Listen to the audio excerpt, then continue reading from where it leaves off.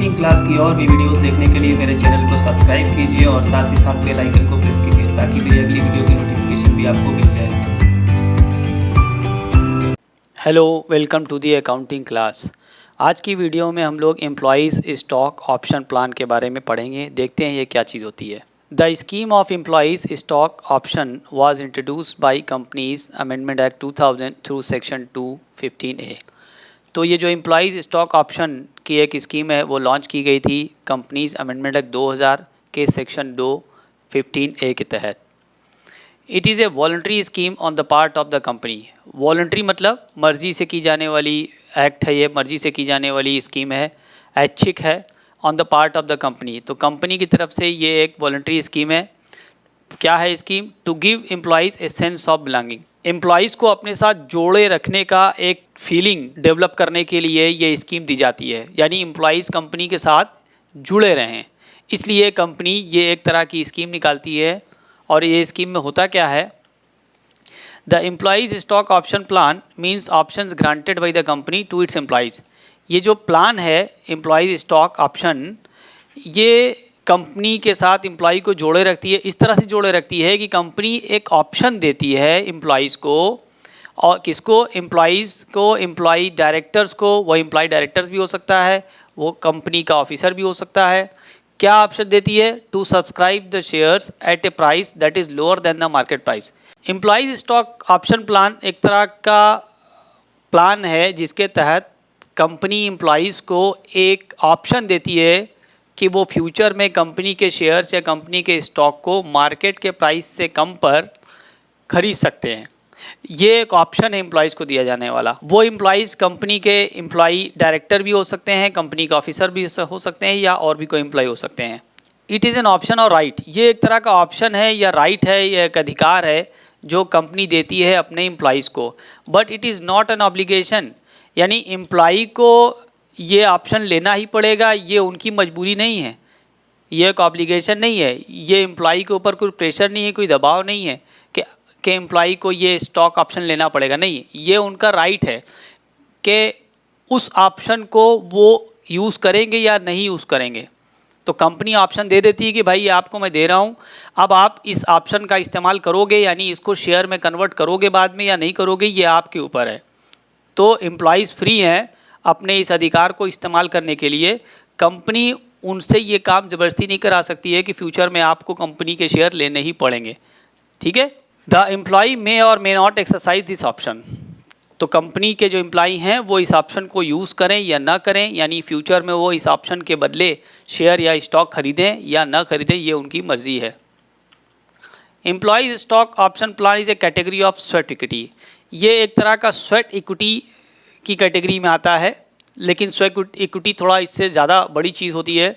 Sweat equity के अंदर और भी कई सारी चीज़ें आ सकती हैं। Sweat equity is a wider term than ESOP and includes issues of shares to promoters. Sweat equity के अंदर जो प्रमोटर्स को दिया जाने वाला शेयर्स है वो भी आता है।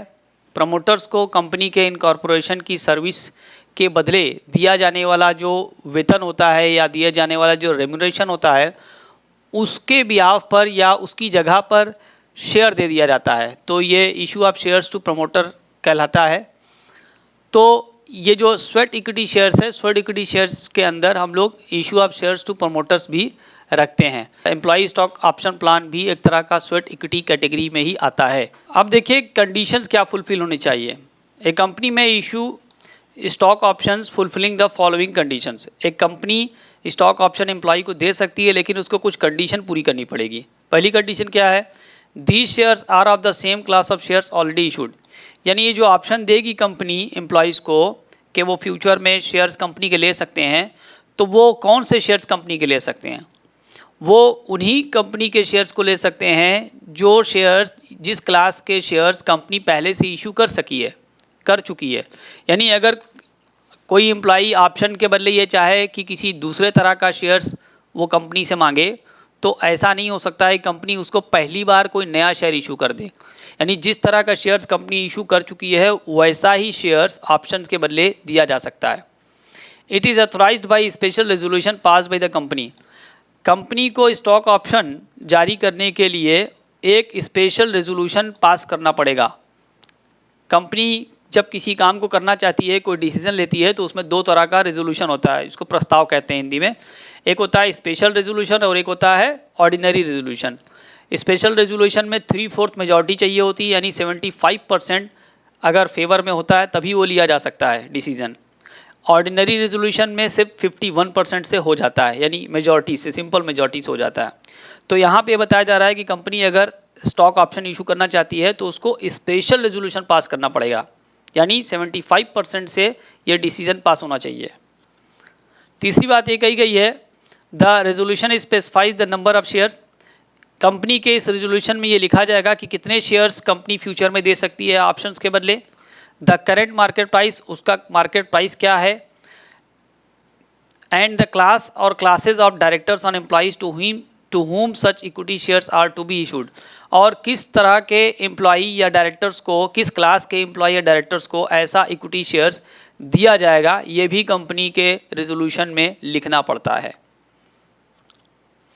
नेक्स्ट पॉइंट है, not less than 1 year has at the date of issue elapsed since the date on which company had commenced business. ये कहा जा रहा है कि कंपनी ने जब से अपना बिजनेस शुरू किया है, कम से कम 1 साल पूरा हो जाना चाहिए। अगर 1 साल पूरा नहीं हुआ है उसके बिजनेस शुरू करते हुए, तो कंपनी ऐसा स्टॉक ऑप्शन एम्प्लॉय को नहीं दे सकती है, यानी वो कंपनी 1 साल पुरानी कम से कम हो जानी चाहिए। 5वां पॉइंट है, these shares are issued in accordance with SEBI regulations if shares are listed. Company के शेयर्स अगर लिस्टेड हैं स्टॉक मार्केट में तो उस कंपनी को सेबी की गाइडलाइंस, सेबी के रेगुलेशंस को फॉलो करना पड़ेगा। उम्मीद करते हैं ये सारी इन्फॉर्मेशन आपको यूज़फुल लगी होगी। तो अगर आपने मेरे चैनल को अभी तक सब्सक्राइब नहीं किया है, इसको सब्सक्राइब कर दें, बेल आइकन को प्रेस कर दें ताकि मेरी हर वीडियो की नोटिफिकेशन आपको मिल जाए। अपना बहुत ख्याल रखिए, मिलते हैं अगली वीडियो में, तब तक के लिए गुड बाय।